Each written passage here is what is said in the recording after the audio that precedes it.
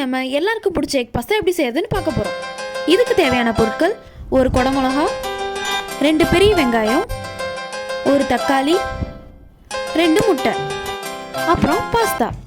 அடுப்பில் தண்ணி காய வைங்க. அது நல்லா கொதிச்சதுக்கப்புறம் பாஸ்தாவை நம்ம சேர்த்திக்கலாம். பாஸ்தா நல்லா பாயில் ஆகிறதுக்குள்ள நம்ம எடுத்துருக்க வெங்காயம், தக்காளி, குடமிளகா இது எல்லாத்தையும் நம்ம கட் பண்ணி எடுத்துக்கலாம்.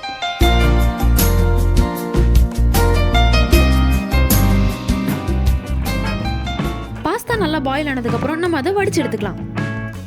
இப்போ நம்ம ஒரு பாத்திரத்தை அடுப்பில் வச்சு 5 ஸ்பூன் அளவுக்கு எண்ணெயை ஊற்றிக்கலாம். எண்ணெய் லைட்டாக சூடானோடனே நம்ம கட் பண்ணி வச்சிருக்க வெங்காயத்தை சேர்த்திக்கலாம்.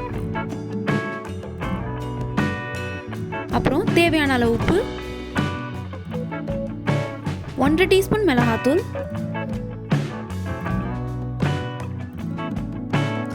சிக்கன் மசாலா 1.5 ஸ்பூன்,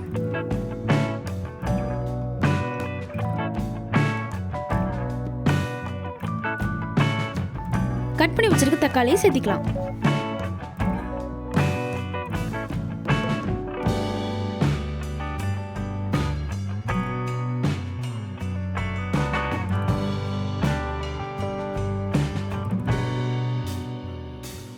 ரெண்டு முட்டையை உடைச்சு ஊத்திக்கலாம்.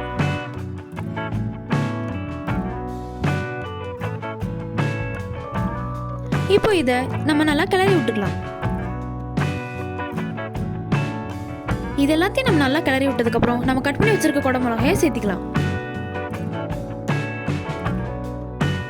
ஃபைனலா நம்ம எடுத்து வச்சிருக்க பாஸ்தாவை சேர்த்திக்கலாம். அதையும் போட்டு நல்லா மிக்ஸ் பண்ணி விட்டுக்கோங்க. உங்களுக்கு சீஸ் பிடிக்கும்னா நீங்க சீஸ் சேர்த்திக்கோங்க. இது கொஞ்சம் எக்ஸ்ட்ராவான ஃப்ளேவர் தரும். சீஸை நல்லா கலந்து விட்டுட்டு ஃபைனலா மல்லித்தலையை தூவி விட்டோம்னா நம்ம எக் பாஸ்தா ரெடி. பார்க்கவே சூப்பரா இருக்கா?